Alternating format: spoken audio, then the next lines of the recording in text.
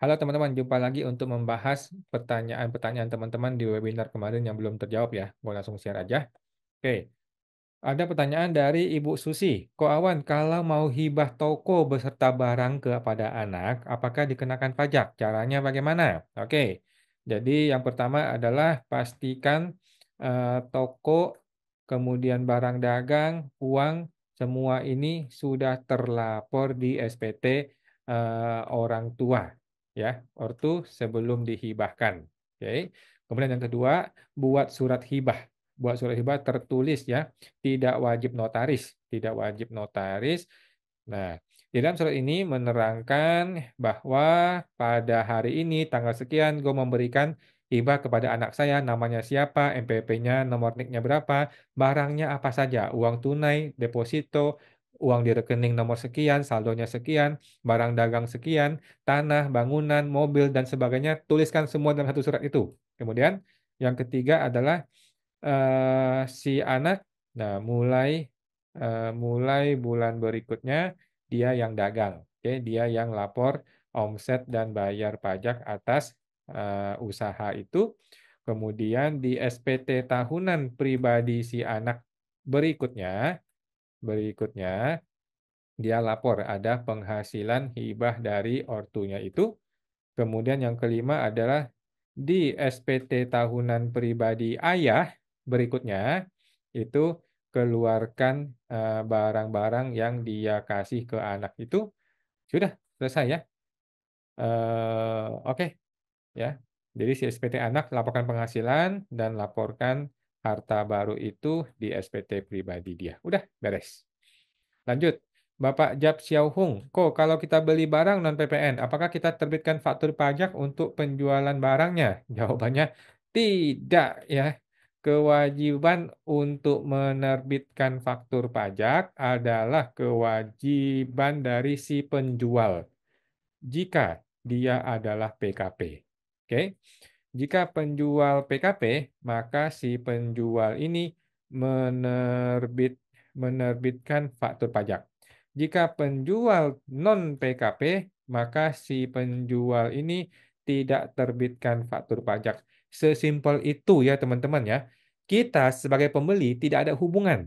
Kita sebagai pembeli tidak punya kekuasaan. Kita itu hanya terima faktur pajak jika si penjual sana buka faktur. Kalau kita membeli dari orang non PPN, non PKP, maka dia tidak terbitin faktur pajak gitu ya.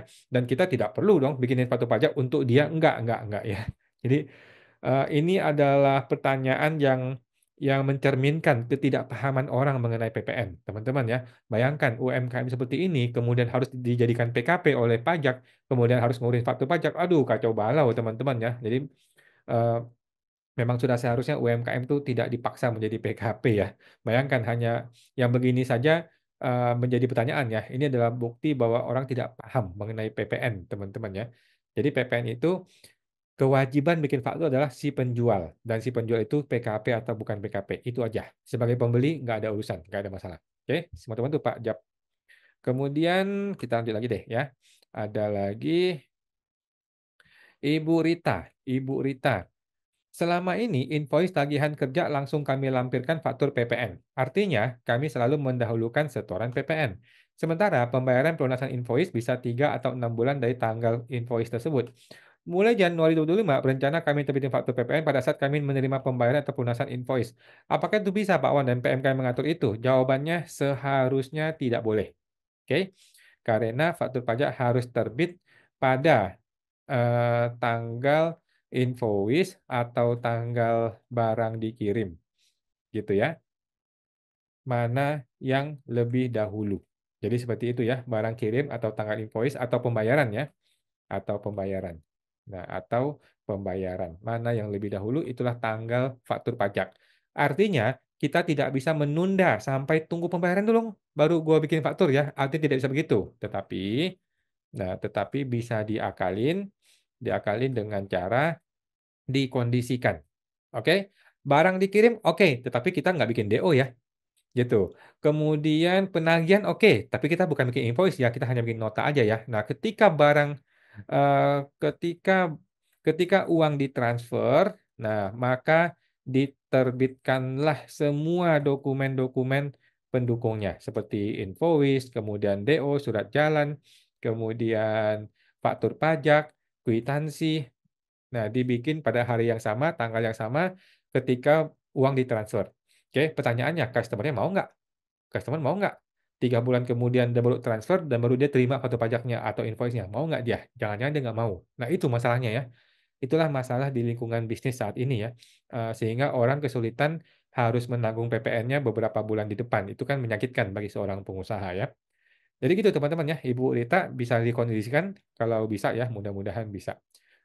Satu lagi ya, satu lagi.